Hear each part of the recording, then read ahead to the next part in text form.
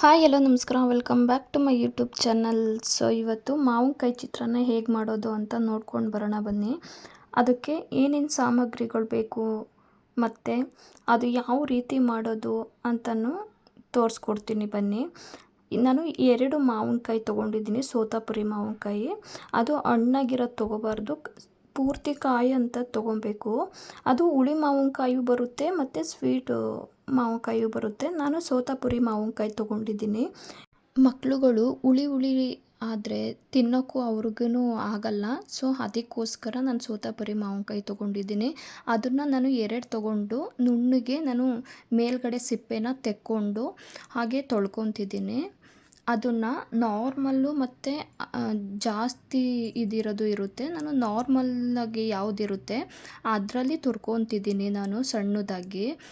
ಅದು ದಪ್ಪ ದಪ್ಪಕ್ಕೇನಾದರೂ ತುರ್ಕೊಂಡ್ರೆ ಅಷ್ಟು ಏನು ಸ್ವೀಟ್ ಬರಲ್ಲ. ಸೊ ಅದಕ್ಕೋಸ್ಕರ ಈ ನಾರ್ಮಲ್ಲಾಗಿ ನಾನು ತುರ್ಕೊತಿದ್ದೀನಿ. ಹಾಗೆ ಮನೇಲಂತೂ ಮಾಡಿಬಿಟ್ಟು ಈ ಥರ ಎಲ್ಲ ವೆರೈಟಿ ಐಟಮ್ಸ್ಗಳನ್ನ ನಾವೇನಾದರೂ ತಿಂತಾಯಿದ್ರೆ ಸಖತ್ತಾಗಿರುತ್ತೆ. ನೋಡ್ತಿರ್ಬೋದು, ಈ ಥರ ನಾರ್ಮಲ್ಲಾಗಿ ನಾನು ತುರ್ಕೊಂಡಿದ್ದೀನಿ. ಇದಕ್ಕೆ ಏನೇನು ಬೇಕು ಅಂತ ಅಂದರೆ ಮಾವಿನಕಾಯಿ ಚಿತ್ರಾನ್ನಕ್ಕೆ ನಾನು 2 ಮಾವಿನಕಾಯಿ ತೊಗೊಂಡಿದ್ದೀನಿ. ಹಾಗೆ ಜೀರಿಗೆ, ಹಾಗೆ ಮೆಣಸಿನ್ಕಾಯಿ, ಹಾಗೆ ಕರ್ಬೇವಿನ ಸೊಪ್ಪು, ಸಾಸಿವೆ, ಈರುಳ್ಳಿ, ಹಾಗೆ ಕಡಲೆಬೀಜ, ಕಡಲೆಬೇಳೆ, ಉದ್ದಿನಬೇಳೆ, ಕಾಯಿ, ಕೊತ್ತಂಬರಿ ಸೊಪ್ಪು. ನೋಡ್ತಿರ್ಬೋದು, ಇಷ್ಟು ಐಟಮ್ಸು ನಾನು ತೊಗೊಂಡಿದ್ದೀನಿ. ಹಾಗೆ ಒಂದು ಬಾಣಲಿ ಕಾಯಕ್ಕಿಟ್ಟಿರಬೇಕು. ಅದಾದಮೇಲೆ ಎಣ್ಣೆ ಬಿಡಬೇಕು. ನಾವು ಏನು ಕಾಳುಗಳು ತೊಗೊಂಡಿರ್ತೀವಿ ನಾನು ಫ್ರೈ ಮಾಡೋಕ್ಕೆ, ಅವನ್ನ ಫಸ್ಟು ನಾನು ಫ್ರೈ ಮಾಡ್ಕೊತಿದ್ದೀನಿ. ಅದು ಹೈ ಉರಿ ಕೊಟ್ಕೊಂಡೇನಾದರೂ ನಾವು ಫ್ರೈ ಮಾಡೋಕ್ಕೆ ಹೋದರೆ ಎಲ್ಲ ಸೀದೋಗುತ್ತೆ. ನಾರ್ಮಲ್ಲಾಗೆ ಕೊಟ್ಕೊಂಡು ನಾವು ಹುರ್ಕೊತಿದ್ದೀವಿ.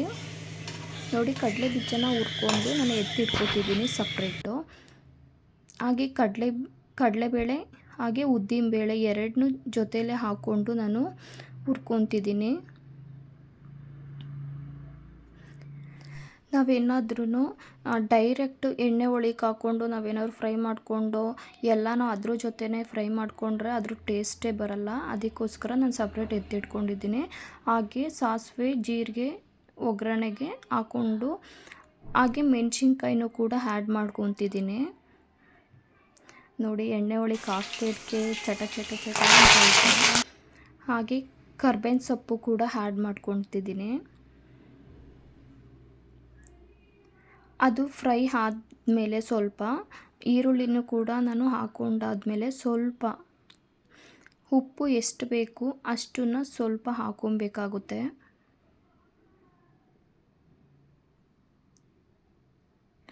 ನಾವು ರುಚಿಗೆ ಎಷ್ಟು ಬೇಕು ಅಷ್ಟನ್ನು ಮಾತ್ರ ಆ್ಯಡ್ ಮಾಡ್ಕೊತಿದ್ದೀನಿ ನಾನು ಸಾಲ್ಟ. ಹಾಗೆ ಸಣ್ಣ ಉರಿ ಮಾಡಿಕೊಂಡು ನಾವು ಫ್ರೈ ಮಾಡ್ಕೊಬೇಕಾಗುತ್ತೆ. ನಾವೇನಾದ್ರು ಜಾಸ್ತಿ ಉರಿ ಮಾಡ್ಕೊಂಡೇನಾದ್ರೂ ನಾವು ಫ್ರೈ ಮಾಡ್ಕೊಳಕ್ಕೆ ಹೋದರೆ ಫುಲ್ಲು ಬ್ಲ್ಯಾಕ್ ಥರ ಇಶ್ಯೂ ಬಂದ್ಬಿಡುತ್ತೆ. ಸೊ ಅದಕ್ಕೋಸ್ಕರ ನಾನು ಸಣ್ಣದಾಗಿ ಉರಿ ಮಾಡಿಕೊಂಡು ನಾನು ಫ್ರೈ ಮಾಡ್ಕೊತಿದ್ದೀನಿ. ಅದಾದಮೇಲೆ ಏನು ನಾವು ತುರಿದಿಟ್ಕೊಂಡಿರ್ತೀವಿ ಮಾವಿನಕಾಯಿನ, ಅದನ್ನು ಕೂಡ ಆ್ಯಡ್ ಮಾಡ್ಕೊತಿದ್ದೀನಿ ನಾನು.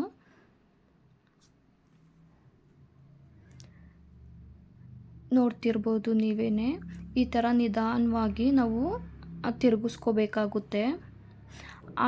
ಹಾಗೆ ಅರಿಶಿಣ ಪುಡಿನೂ ಕೂಡ ಆ್ಯಡ್ ಮಾಡಿಕೊಂಡು ನಾವು ತಿರುಗಿಸ್ಕೋಬೇಕಾಗುತ್ತೆ. ಅಂದರೆ ಜಾಸ್ತಿ ಹಾಕಿದ್ರೆ ಎಲ್ಲೋ ಟೈಪ್ ಥರ ಕಾಣುತ್ತೆ. ಸೊ ಅದಕ್ಕೋಸ್ಕರ ನಾನು ಸ್ವಲ್ಪ ಹಾಕ್ಕೊಂಡಿದ್ದೀನಿ, ಮಾವಿನಕಾಯಿ ಟೇಸ್ಟ್ ಬರಲಿ ಅಂತ ಅನ್ನೋದಕ್ಕೋಸ್ಕರ. ಅದಾದಮೇಲೆ ನಾನು ಕಾಯಿನೂ ಕೂಡ ಹಾಕ್ಕೊತಿದ್ದೀನಿ. ಅದನ್ನು ಅಷ್ಟೇ ನಾವು ತಿರುಗಿಸ್ಕೋಬೇಕಾಗುತ್ತೆ ಕಾಯಿ ಹಾಕ್ಕೊಂಡಾದ್ಮೇಲೆ. ಅದಾದಮೇಲೆ ನಾವೇನು ಹಚ್ಚಿಟ್ಕೊಂಡಿರ್ತೀವಿ ಕೊತ್ತಂಬರಿ ಸೊಪ್ಪನ್ನು ಕೂಡ ನಾವು ಆ್ಯಡ್ ಮಾಡ್ಕೋಬೇಕಾಗುತ್ತೆ. ಅದನ್ನು ಅಷ್ಟೇ ತಿರುಗಿಸ್ಕೊಂಡು ನಾವು ನಿಧಾನವಾಗಿ ಉರಿ ಮಾಡಿಕೊಂಡು ನಾವು ಇವೆಲ್ಲನೂ ಹಾಕ್ಕೋಬೇಕಾಗುತ್ತೆ. ನೋಡಿ, ಮಾವಿನಕಾಯಿ ಚಿತ್ರಾನ್ನ ರೆಡಿಯಾಗಿದೆ ಆಲ್ರೆಡಿ. ಅದ್ರ ಸ್ಮೆಲ್ಲು ಎಷ್ಟು ಸಖತ್ತಾಗಿ ಬರ್ತಿದೆ ಅಂತ ಅಂದರೆ ತುಂಬಾ ಚೆನ್ನಾಗಿದೆ.